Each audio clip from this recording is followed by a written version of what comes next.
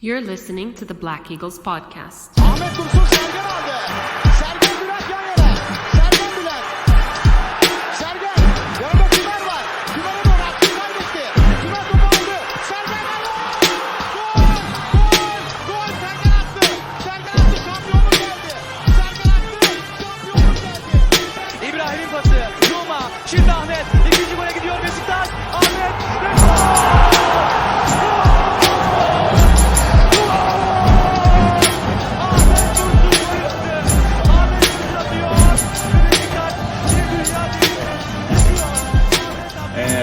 Welcome back, everybody. This is episode 249 of the Black Eagles podcast. And I'm your host, Sinan, live from New York City. That's right. The night before the Knicks season officially kicks off, this season being the one where we finally win the championship, our third in history. No, I'm kidding, of course, folks. And I won't talk about the Knicks. I know, this is a Beşiktaş podcast. We're here to talk football. I get it. But I am excited. And of course, I don't think the Knicks are going to win the championship either. I'm not that delusional.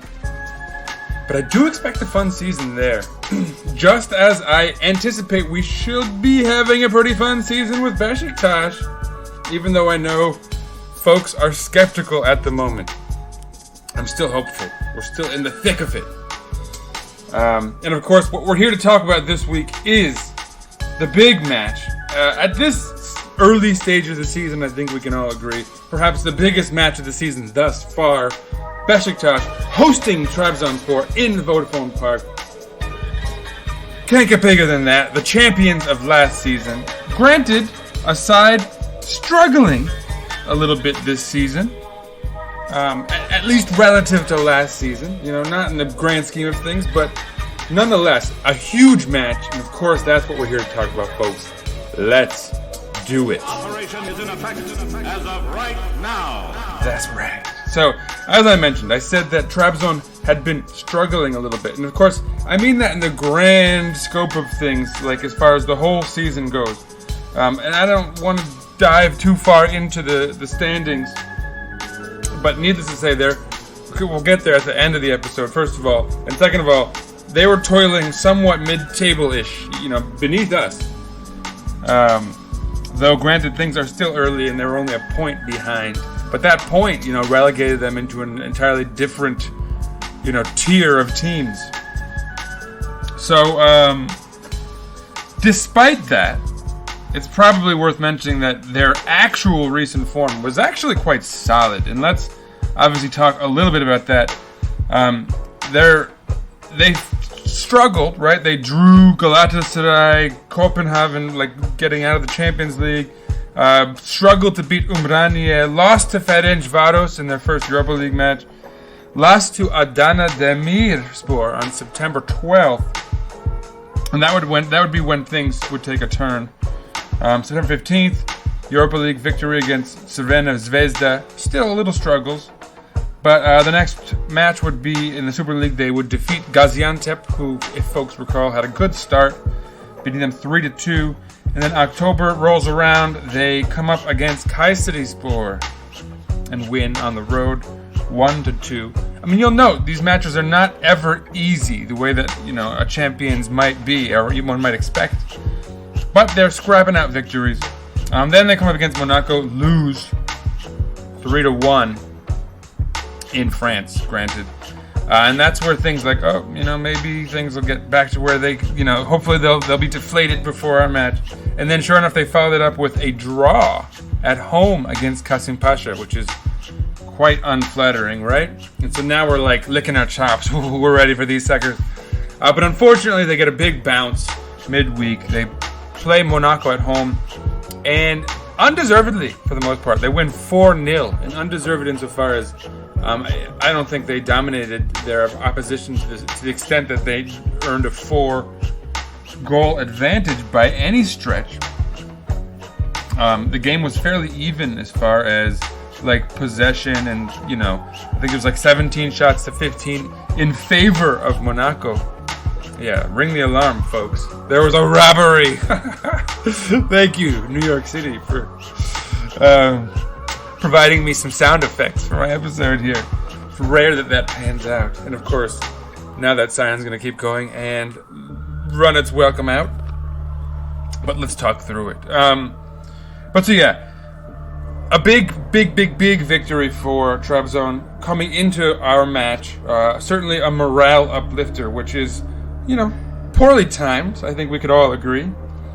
Head to head, let's talk a little bit about what happened last year, where in November of last year, similarly, I guess about a month later, but nonetheless, Trabzon would defeat Beşiktaş in Istanbul 1-2. That was the beginning of the end for Sergen Yalçın at that point. And then later on in the year in Trabzon, we would scrape out a 1-1 draw. Valentin Rosier drawing us level in the 71st. So, a draw or a win in Istanbul represents progress over last season. Granted, we have to get at least a draw on the road to equal that. So, that's a low bar, obviously.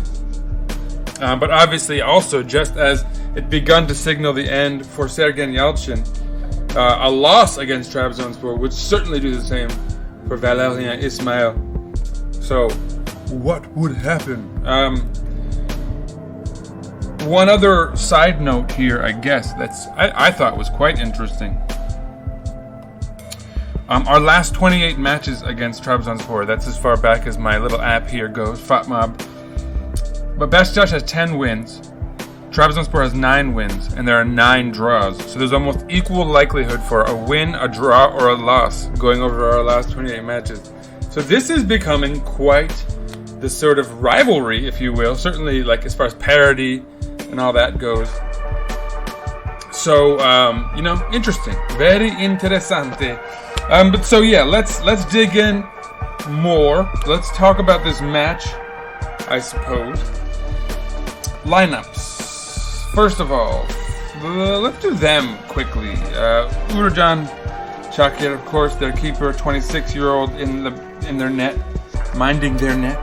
Vitor Hugo, 31-year-old Brazilian, next to 31-year-old Spaniard Mark Bartra on their back line.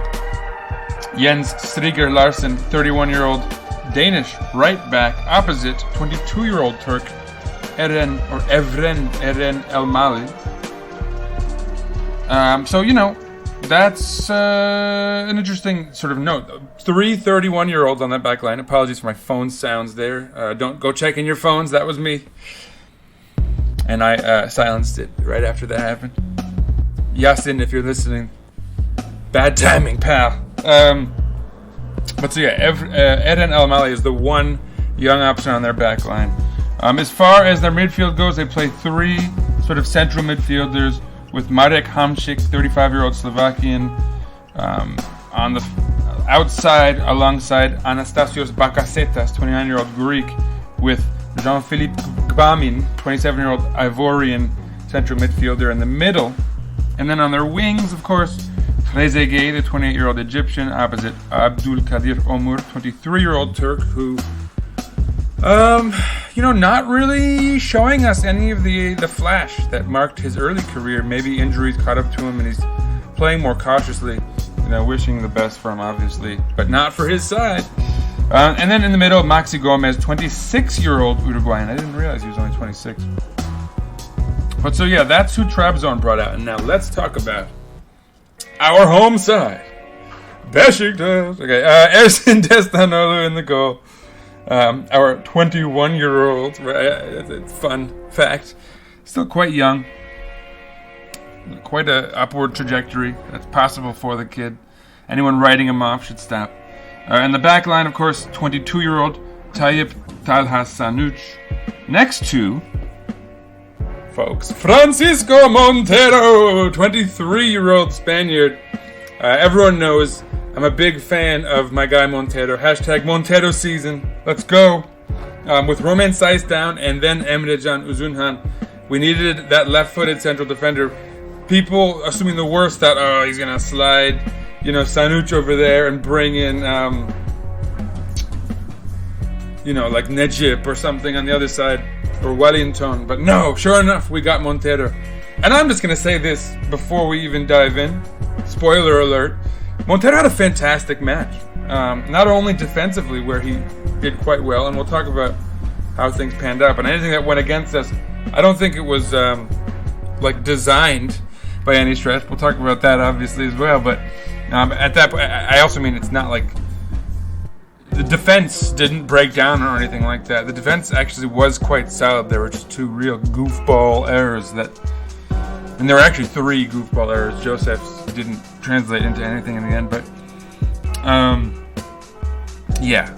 Anyhow, Montero, a young back line there, with of course 26-year-old Frenchman Valentin Rosier on the right side, opposite 28-year-old Congolese Arthur Masuaku. On our back line of our midfield, you have Joseph de Souza and kind of Salih Uchan. Where he lays there depends on how you view it, but I think he's a little bit advanced above Joseph. And then, of course, Dele Ali as the sort of 26-year-old Englishman playing ahead of the two. Rashid Ghezzal back in the starting lineup on the right side, 30-year-old Algerian. Opposite, 27-year-old Cameroonian Georges Cavin Nkudu, who was also back from a bit of an injury spell there. And Wout Weghorst up top, the 30-year-old Dutchman. We all know. He's been a constant for us. But so yeah, that's our lineup. No real surprises, obviously. The two central defenders who we might expect to see injured, right? So, obviously there's no shock that they were not there. Nice to see Montero out there, but that's the only kind of real change, other than guys returning from injury. Like for the first time in a while, it looked like we were going to get to see our real, best attacking unit with Ghezzal, Delali, Weghorst up there, and debatably Nkudu. Some might prefer Redmond, some might prefer Jackson Muleka, but nonetheless, everyone available, right? So that was a spot of good news coming into the match, right? So I think a lot of us were feeling nervous, tentative, but hopeful that we might end up getting a result here. Let's talk about what happened. So, right out of the gates, it was clear that this was not going to be an easy match. Trabzon was pressing high, which we sort of anticipate, and obviously we experienced that with Fenerbahce. They pressed high. We had to kind of bend but not break and play a little bit more conservatively than anyone would have hoped. This was sort of true going on early with Trabzon as well. So it seems like we either have a fantastic first half and then a bad second half, or the opposite. We only have a good 20 or 30 minutes. So we were hoping for more than that in this one. And it was looking bad early on. 10th minute, the first real chance of the match and a goal. A corner kick from Bacacetas, very well placed in their defense. But it finds Maxi Gomez, and he heads it into the back of the net with such ease. That clearly there's some sort of miscommunication on that play. Someone is not doing their job defensively, getting in front of two guys, in fact. If anything, Gomez was competing with his own man for that ball. I hate to say it, but Tayyip Talha Sanuc was about 2 feet behind both of them. I think maybe he needed to get out in front of them. Lots of just question marks on that.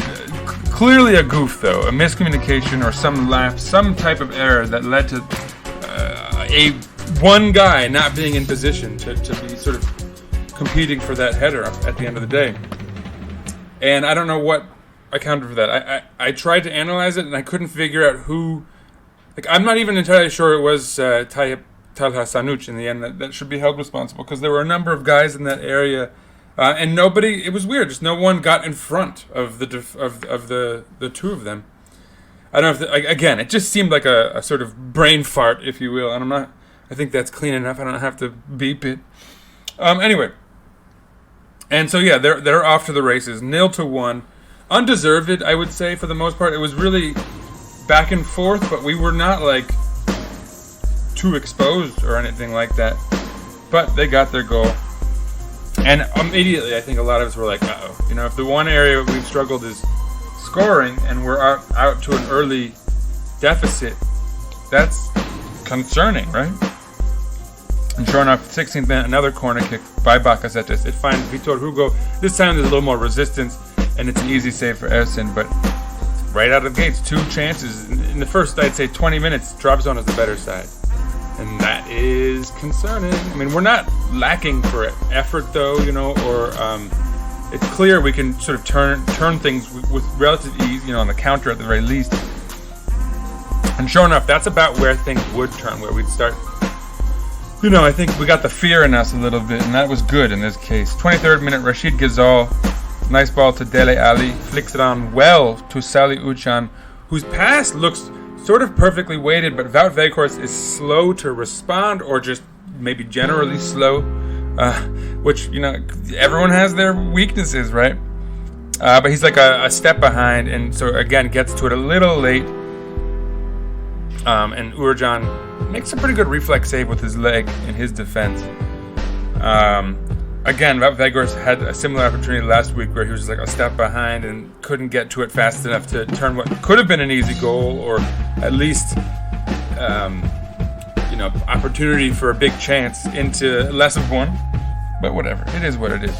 We all know that if Weghorst gets the service required, he knows what to do with it, and he can put it away. So, you know, laying easy on the critique, if you will.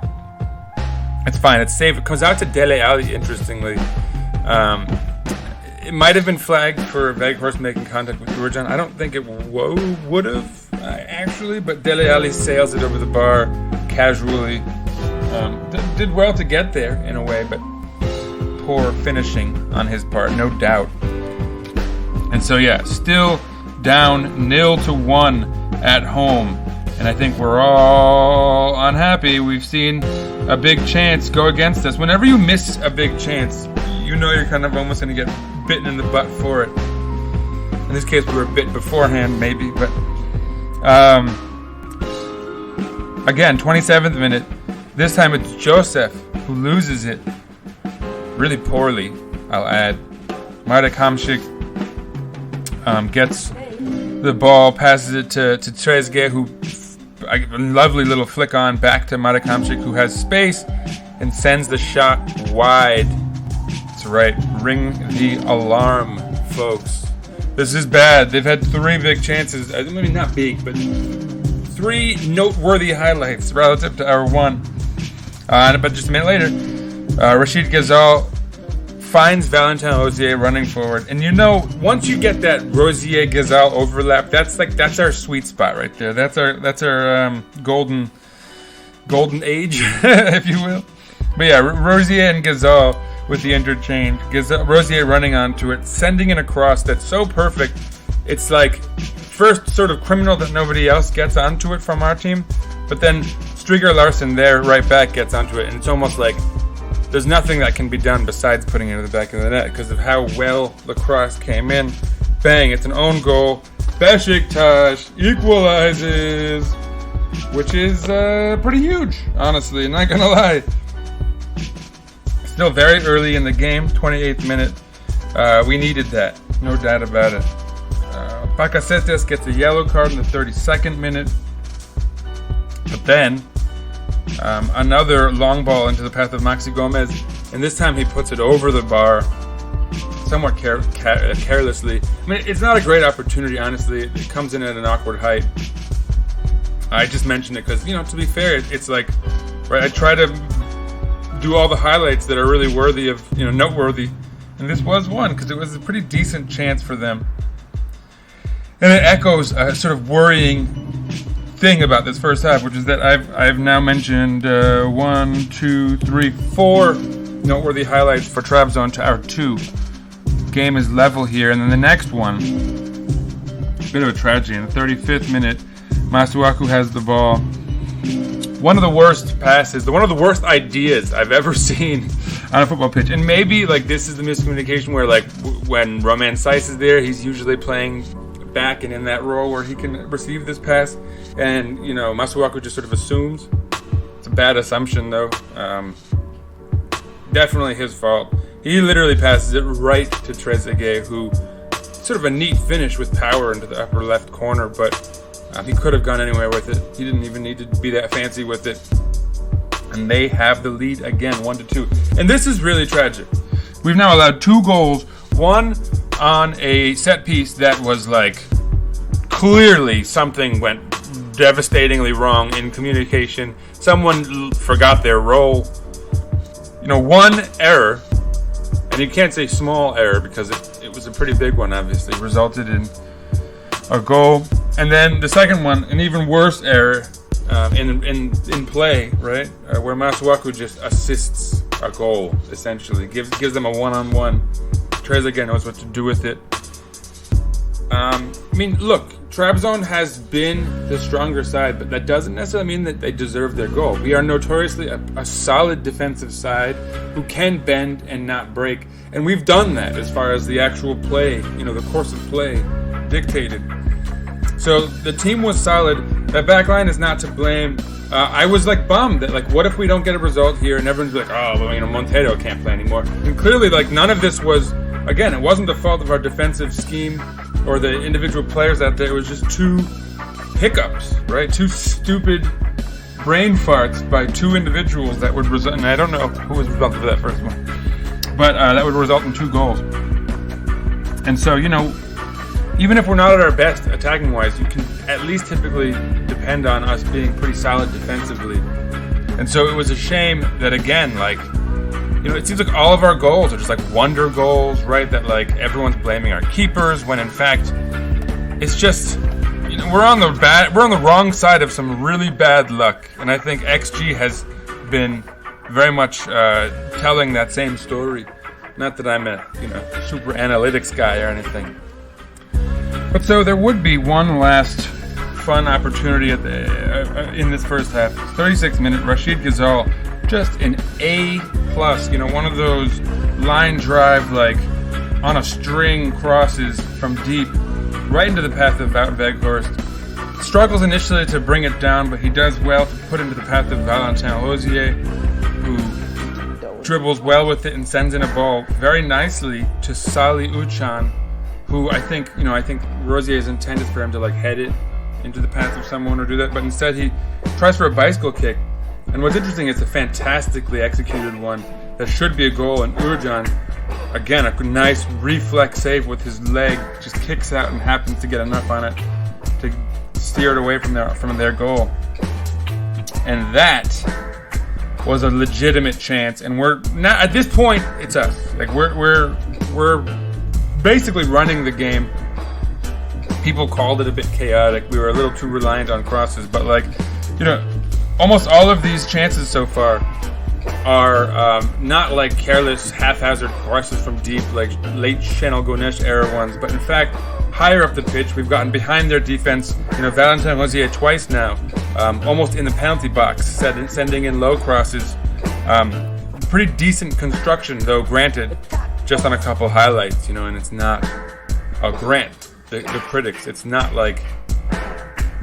the way we've been playing at this point. We haven't been doing enough of it. And what's worse, first minute of extra time to end the first half, Rashid Ghezzal comes off, pulling up lame. Nathan Redmond on for him, and Rashid Ghezzal is clearly injured. Now, supposedly, it's a 10-day thing. He's just going to miss a match. We all know that could be a 3-month thing, given how he always seems to recover slowly. Knock on wood, right? That's not the case. It's such a shame. And really, it's a shame, I think, for all the critics out there of Valérien Ismaël. We certainly, there's a lot to look at in terms of how we attack, how we build up. There's a lot lacking in it, right? A lot of haphazard crossing, sort of ugly play, generally speaking. But you have to grant that we have literally we've been missing like at least 2 key players every match this season. And like this week, we finally got Ghezzal back. We only got him for a half, and Romain Saiss was out injured, right? There's always something missing. It's so annoying, frankly. And it's stalled our development as an attacking unit, as a team in general, right? But it's also, it's extended out this period of settling in to such an extent that it's taken off a lot of the luster for this season, and it's slowed us down in ways that hopefully we can recover from. But it's added a ton of controversy into the Twitter sphere and whatnot, right? People calling for Valérien Ismail's head. In large part, that's because we haven't put together a good attack. And yes, we've missed a bunch of key players. And it means that we've had to rely on guys who came, like Nathan Redmond, right, who came quite late in the transfer window, and they have to adapt really quickly and settle in. So there's just almost more pressure being added to the situation. Granted, now things should start leveling out because guys have been around long enough that they're used to playing with us, to the crowd volume, to all of this stuff. Hopefully, to Valérien Ismail's fitness regimen and all that. So you'd expect things, even with guys like Ghezzal now injured again and whatnot, you would hope that things would still start to settle down. But again, like that's been a problem, and so I think for critics, they're seeing a flaw, and they're not wrong to identify it. But perhaps they're also missing the bigger picture here, which is that like he's had a big disadvantage throughout with pieces missing. And the pieces that are coming in to sort of to substitute those missing pieces also being new pieces that need time to settle. And it's just sort of a cluster F. I don't want to use the beep, so let's just keep it clean. Anyway, second half. 56th minute. So no real highlights initially. We came out well, though, I think. Much better. Even without Rachid Ghezzal. Nathan Redmond, a pretty decent performance, I thought, as far as his pace and exerting himself. But not less wonky touches from him, which was good to see. First moment to note: Umut Bozok came on for Abdul Kadir Omur, and Enis Bardi came on for Maxi Gomez. So they're mixing things up here, and then a highlight. Joseph, this one worse, in fact, a terrible pass back, almost as bad as the Masuaku one. Goes to Bozok, who finds Enes Bardi on the left side of the penalty area box, and Bardi just sends it wide poorly. This time we luck out, but Joseph, terrible back pass, and had that been a goal, he would have, I think more people would realize that he actually had a pretty bad match, unfortunately, in this one. It is what it is. He's our captain. He's been fantastic for us. We all, I got his jersey going into the season. I thought he'd be a key part of anything we were trying to do, but he struggled a little bit. And to his defense, it took him a while to come back from an injury, and he's been, in and out of the rotation a bit. But it's been a struggle, honestly. He's had obviously some positives, and his effort and his heart are never in question. He's recovered for us a few times well, but far from an ideal start to the season for him, no doubt. Cenk Tosun comes in for Dele Alli in the 67th. Gedson Fernandes for Salih Uçan. Dele Alli booed by our fans. I didn't get it. I thought Dele Alli actually looked pretty good, honestly. Did he score? No. Was he like flawless? Of course not. But he's getting more and more assertive. He's starting to impact things a little bit more. He's gaining the confidence to sort of like stay on the ball and try things, make runs. I thought he was starting to do that a bit more. I'll talk about his stats actually at the end because I want to kind of review his performance. He wasn't rated particularly highly, but again, he came out in the 67th. And, these stats are accumulative, so that would be a big part of why his rating wasn't particularly high. But I don't know. I thought the criticism was harsh. Gedson for Salih, fine. I think Joseph could have come out. But again, he's putting in a lot of heart and effort. He's a sort of strong defensive guy in a match that we all know Trabzon has the ability to score now, having just scored 4 against Monaco. So, okay, whatever. Anyway, we are rewarded. Just 3 minutes after Cenk comes on, Nathan Redmond, by the way, and this is important, worth noting. Oh, my cats are wrestling, so if you hear screeching and whatnot, I'm not abusing animals in the making of this production. They are merely wrestling. Sometimes my music covers over these things that I complain about, so I just look like a crazy person. But if you do hear cats screeching in the background, there's a wrestling match ongoing. But so yeah, Nathan Redmond in the 69th minute. A lovely ball, actually. And I note this because it finds the head of Wout Weghorst very nicely. Wout Weghorst almost bags the goal he deserved because he was putting a ton of effort. People have been bagging on him. I called him slow because of the 2 chances. One this week and the one last week that he could have gotten to a little faster. But I try to be clear that a criticism of 1 or 2 plays is not a criticism of the man. Right? Like last week, even with that sort of slowness on the one play, he came back and had a fantastic defensive play that saved us late. So there's nothing, I have no criticism about. And sure enough, he gets onto this one with his head, finds the crossbar, it bounces out, and it's Cenk Tosun, full of energy as always. It's just hungry for goals. This time he's not offside or anything, so he can actually celebrate it. He does well. It's a volley. Kind of turning awkwardly and with power into the back of the net. Gives us that second goal, the equalizer we so desperately needed. And that was really good. 80th minute, Yusuf Yazıcı comes on for Marek Hamšík. Manolis Siopis comes on for Anastasios Bakasetas. Siopis is such a whiny little jerk. I really don't like this dude. 85th minute, Jackson Muleka came on for Georges Cavin and Kudu. A little late with that sub, but that's one that a lot of people have been asking for lately, so you got what you've been asking for, folks. I'm a Muleka guy. I hope people don't read that as cynicism. Stefano Dansville comes on for Evren Eren El Mali, who looked injured. He seemed to have been injured in the Monaco match, so I was surprised he could play in this one.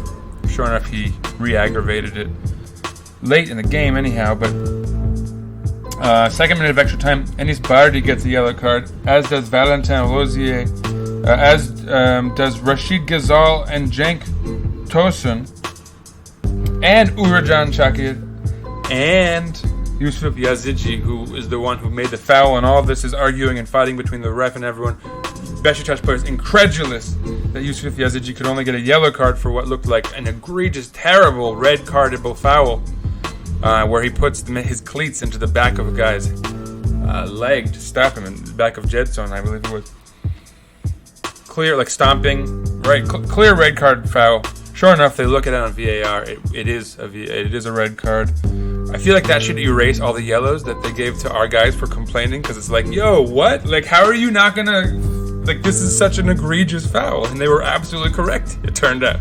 So you wish post hoc they could erase a few of those yellows, but whatever. I mean, even for Trabzon, because they were fighting with us in the build-up and telling the ref not to look at it. Anyway, at the end of the day, it's a red card for Yusuf Yazıcı that we can't really take advantage of because they don't give us enough extra time after the extra time they've given us, because all this fighting and stuff happens in extra time, for the record, right? So we're sort of screwed out of another maybe minute and a half being a man up, which could have been decisive, right? At this point, we're the better side pushing anyway, so whatever. It is what it is. Game over. 2-2.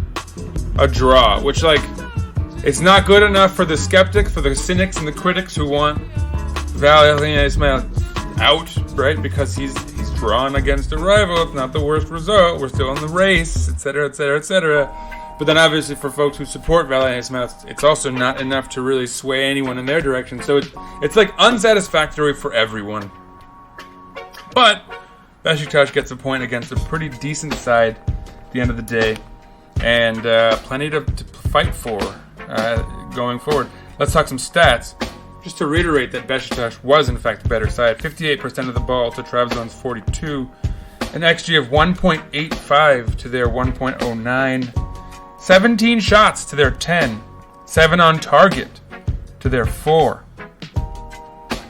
5 big chances to their 3. 4 missed to their 1.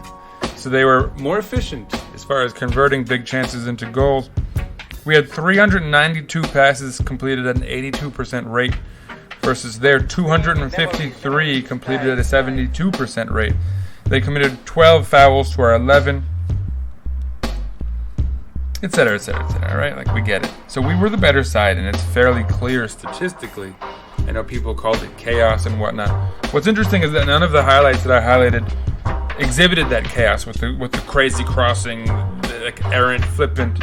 I mean, I guess our second goal actually was a cross, but in the end it was more the result from that, us pressing forward and having 2 guys up there with Cenk and Wout Weghorst that gave us the goal rather than the cross. So, I don't know. Now, based on my, what the highlights I deemed worthy of noting, right? And I made a point of bringing up all of Trabzon. I do that every week, honestly.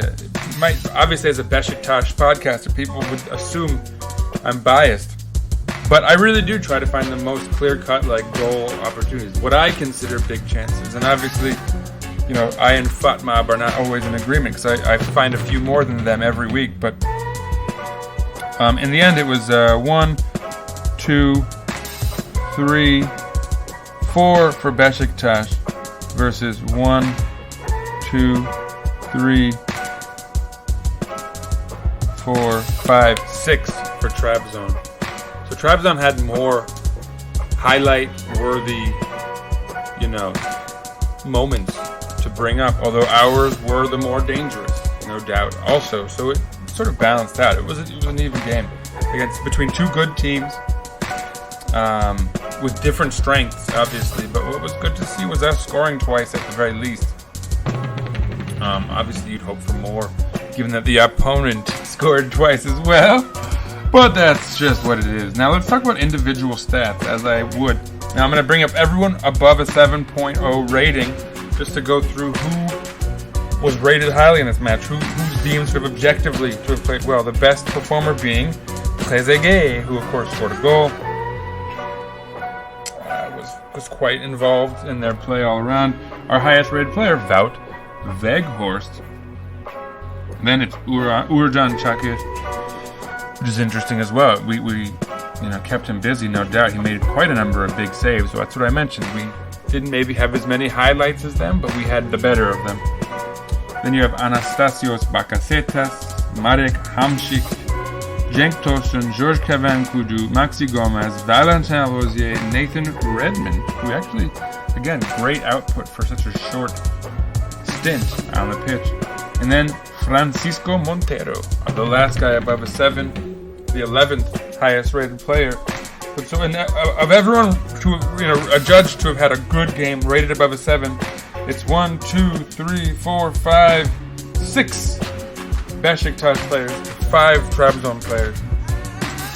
And among those players, central midfielders, right, Bakasetas, Hamšík, Uğurcan, right, their keeper. So the defense was kept busy. And they stood up to it. They passed their test in that regard too.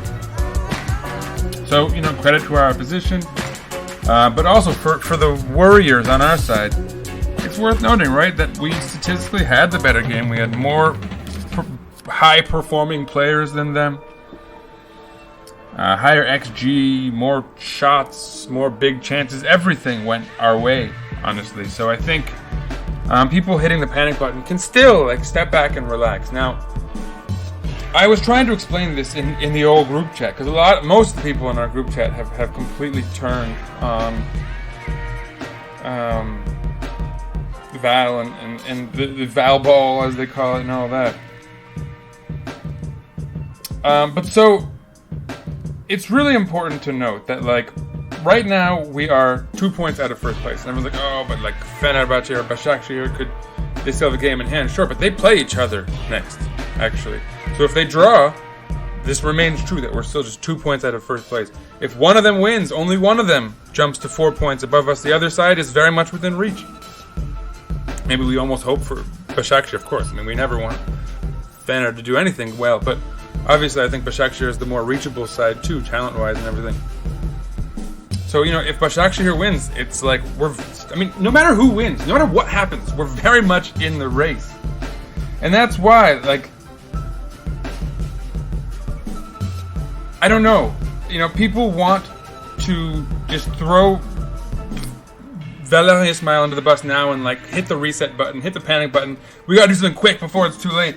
I'm not a huge Val guy, right? I don't know enough about what Val wants us to do. There are parts of it I like. I'm quite pleased with his the defensive output, right? I'm pleased with the fitness aspect. These are foundational things that, should he not succeed, will benefit us when whoever comes next does come. On top of that, people are like, oh, look at all the average points he brings us at home and stuff like that, to sort of discredit him. I'm going to give him all the more credit for the fact that he came here at the end of last season knowing he would probably not get good results because we had a quarter of a roster in place, with 3/4 being either injured, outgoing, right, definitely outgoing, or in some controversy with the contract, and they were probably outgoing, and most of them did, right, Batshuayi and Pjanic and all these. So, I think of it as a credit to him that he came here despite knowing that he was, lower his stats, right, and potentially tarnish his image, with the chance of getting to know the club, getting to know the few players that were going to be sticking around, and just being more invested in the project long term, right? He kind of took a hit on the personal level to benefit the club long term. And, has it paid off immediately this season? No. But I think it's quite important to note that we have still not seen our best 11. Right? And last week I was talking about how we hadn't because of the attacking unit, and sure enough we got Ghezzal back, and even though it was only 45 minutes, still we lacked Romain Saiz on the back line, right? There seems to always be some missing piece. And Montero played well, right? Obviously this time it was a couple brain farts and everything, and just not quite enough going forward, but still, right? When we needed it in that second half, A, we got back into the game and leveled it, but B, we were lacking Rashid Ghezzal. A huge piece. Before that, Dele Alli, right? He's been in and out with injuries, right? So, everyone is now they've been with the team long enough, training with the team long enough, they could be settling. Ideally, they'll stay healthy, and the team will start to gel in attack. So hopefully, as the players are more comfortable and settled, we'll start to see a better output, right? That's the hope. And obviously, I'm sure that's what Valérien Ismail is hoping for. I doubt that he's thoroughly pleased with what we've put out there in that sense. But so, that's all. I think people panicking, oh, we have to do this now or it'll be too late. Look, we're very much in the thick of it. Let me talk about standings really quickly because that's where we are on the podcast. Anyway, right now, first place is Adana Demirspor with 21 points, 10 games played. Second place, Fener, 9 games played, 20 points. Başakşehir also 9 games played, 20 points. Then us. Also, we've played 10 games with 19 points. So we are 1 point behind Başakşehir and Fener and 2 points behind Adana Demir. If Fener and Başakşehir draw, we'll be 2 points behind them rather than 1. If one of them wins, we'll remain just 1 point behind one of them, and we'll be 4 points behind one of those sides. So still 2 points out of second place, but just 4 points out of first, and obviously we can make that up, most of that up in just the one, or just beat them on the flip side of the schedule. But so then, fifth place Konyaspor, 18 points. Sixth place Trabzonspor, also 18 points. Seventh place Galatasaray with 17 points. They can have 20 points. They have a game in hand as well, so they could be 1 point ahead of us. Then you have Kayseri with 16, Gaziantep with 15. On the flip side, on the bottom of the table, you have Umraniye with 3 points, favorites to go down right now. Then Hatay with 7 points, Ankaragücü with 7 points, and Antalyaspor with 7 points, still struggling. Istanbulspor and Giresun each have 8, with Fatih Karagümrük with 9, and Sivasspor with 10 points. So Sivas within 3 points of the relegation zone. And a lot of Fatih Karagümrük in Istanbul. Istanbul's team's going down. Hopefully we can have less Istanbul in the league next year, honestly. But so that's it for the table. And the reason I say that is we're potentially 2 points out of first place when every side has played 10 matches. Maybe 4 points behind one side. To hit the panic button, to say, oh my god, if we don't do something now, it's going to be too late, that's nonsense. Any new coach, like if we fall like 7 points out of first place, let's say, with, come January, and we have to make the move and replace Ghezzal and Ismail, like 7 points is not insurmountable. I don't. Most of the years we've won the championship, we've trailed by about that at some point in the season, and usually it's an early poor start, So this isn't even by any stretch like our worst start. So I think people are freaking out and a little reactionary, maybe emotional. It's been a long couple of years, COVID. We won a championship and then fell way off, right? Like disappointment, heartbreak. But look, that doesn't mean we have to be so reactionary and illogical about things.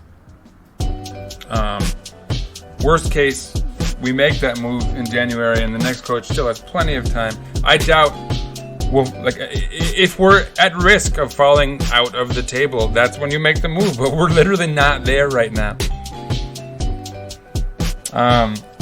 Especially when you look at our upcoming matches. Hatay on the road. I just mentioned Hatay is in the relegation zone. Umraniye at home. Right, those are our next 2 matches. If we get 6 points there, the table looks quite different already, I'm sure. Especially, like I said, Fener is playing Beşiktaş here. Whatever, I don't want to just even go too far into it. Obviously, our big match next is going to be Saturday, November 5th at Galatasaray. Then after that, we're hosting Antalya, who had a terrible start. Then Gaziantep. So, these next 5 matches, with the exception of Galatasaray, could totally turn everything around. And if we have a ton of points from there, I think people will chill out. If we win 3 out of these next 4 and, maybe we draw Galatasaray, we're probably looking quite solid in the table going into that World Cup break. So, I don't know. You can panic if you want, I guess. I'm not going to tell you what to do. I'm not panicked. I don't think we need to overreact. Obviously, we have some question marks. And now, if there is a really good plan, if we know of a coach who wants to come here and he can present a plan that he knows, this is our current situation and this is what we need to do, and if we do that, we'll get better results. If they have a clear idea, yeah, okay, let's make the move, I guess. That's how much I'm not a Val guy. Again, if someone comes up with a better plan, you always have to be flexible. You always have to be able to move on your toes. But we can't just react out of panic, out of fear, right? That's never the place you need to be making decisions from. And I think, if you just make a decision to change for the sake of change, rather than because there's this situation that's better, that's been presented to us, and this will get us in a better place, there's no need to make that move at all. That's my opinion. Better to be sort of calculating and intelligent and maybe a little slower than reactionary and emotional and potentially self-destructing with any sort of negative spell. And again, we're not out of anything. So, I don't know. That's my stance on things. If you don't agree, that's fine. Good luck. Keep being stressed. And of course, I'm stressed on match day just like the rest of us too. But anyhow, next match on the road against Hatay, Monday, October 24th. So we have a few days to relax and wait for this one. We'll see our opponents play first. But yeah, 1 p.m. here in New York City. Check your local listings as always. Follow us on Instagram, where we will, of course, keep the content coming. At Eagles_podcast. Or on, that was Twitter. On Instagram, it's Black Eagles Podcast. One word. And of course, follow myself on Twitter at Sir_writes_a lot. On that note, let's hope for the best. Let's not freak out. And let's go Beşiktaş! Peace out, everybody.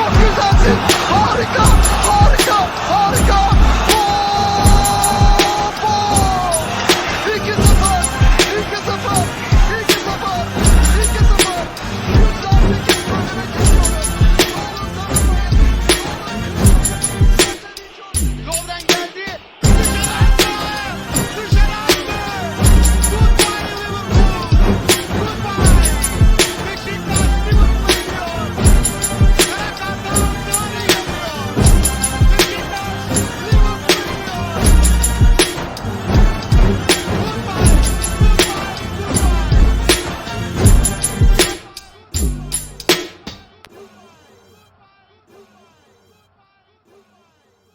Beşiktaş International hopes you enjoyed this program.